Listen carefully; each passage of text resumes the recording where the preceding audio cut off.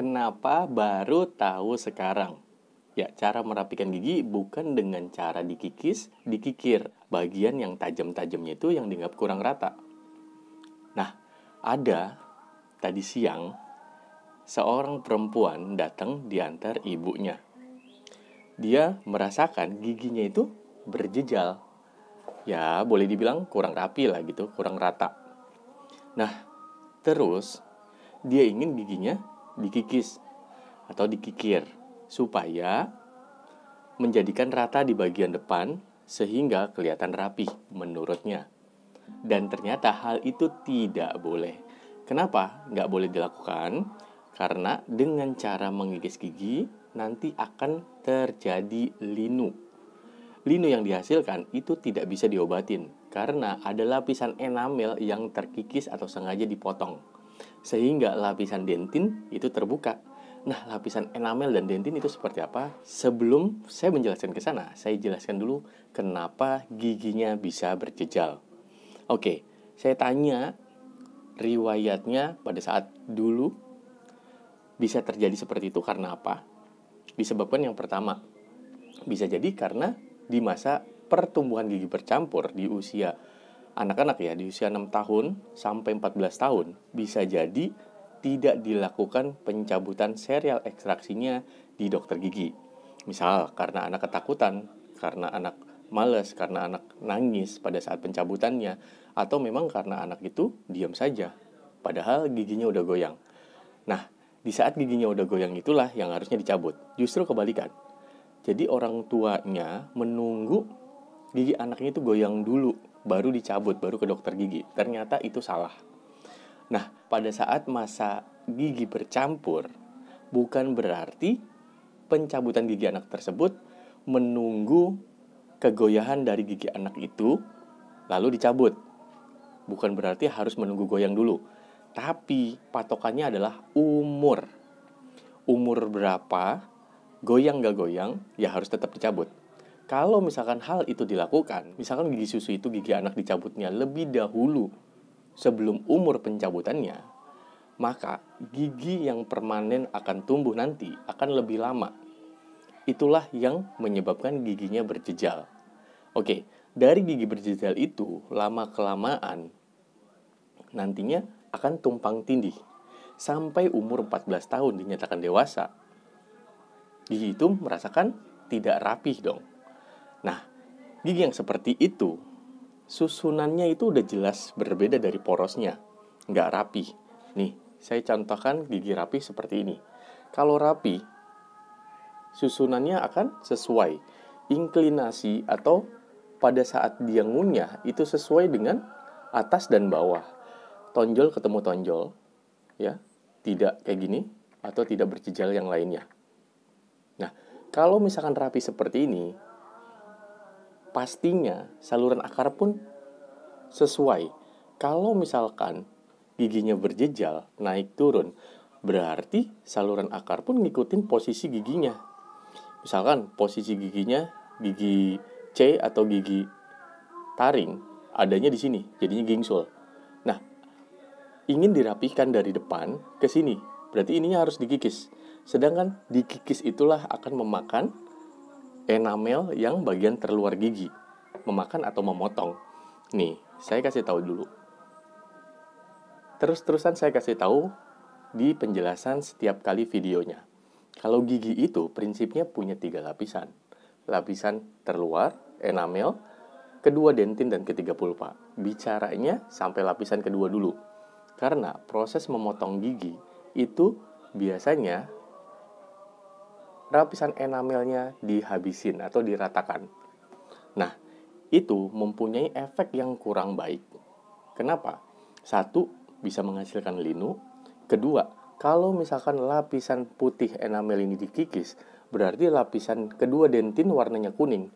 Kalau kenyataannya itu warna kuning kecoklatan, itu akan berbeda apabila lapisannya sudah terbuka.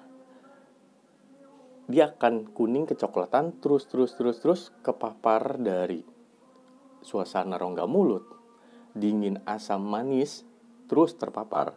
Lama-lama daya sensitivitas itu terus terjadi yang nanti akhirnya mengalami kematian jaringan dari saraf gigi tersebut. Yang jadinya giginya hitam.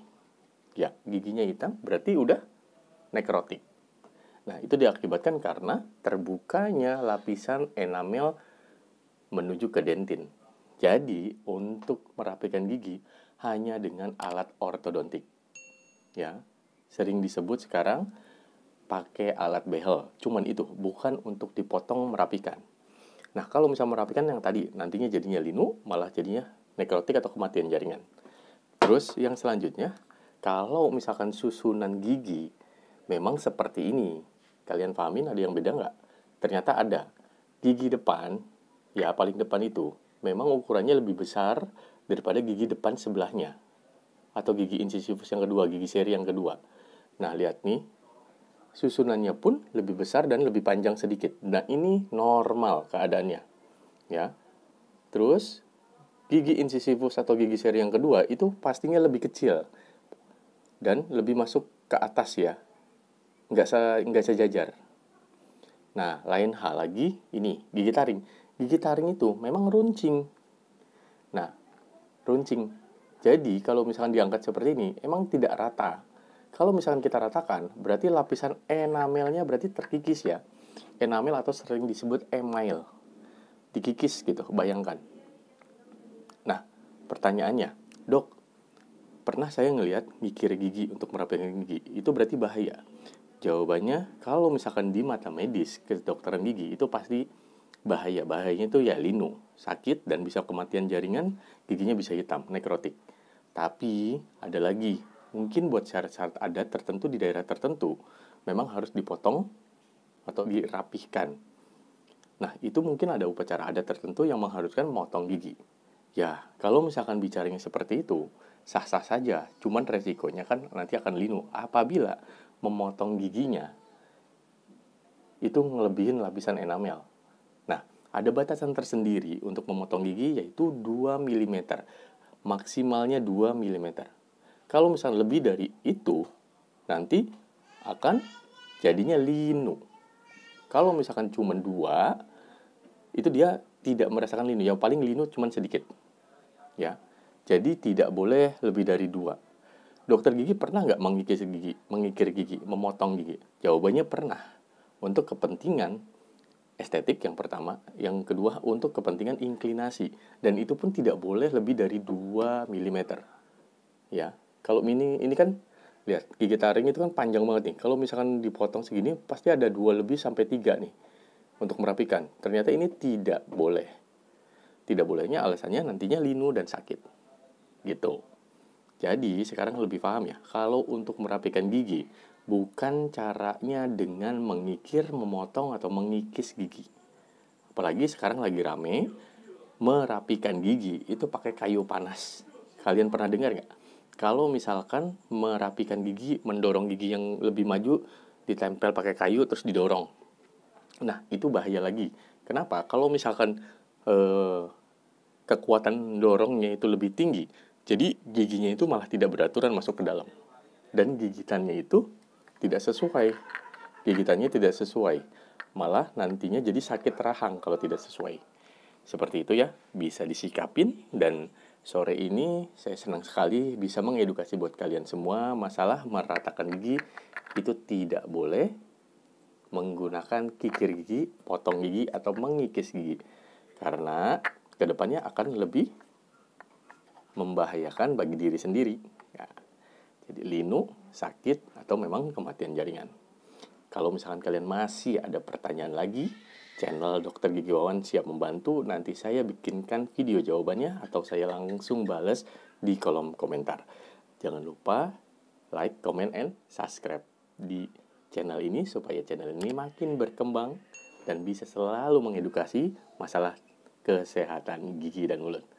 Oke, sampai di sini. Sampai jumpa di kesempatan berbeda. Mungkin saya bikinkan video terbaru lagi buat kalian. Dan sampai jumpa.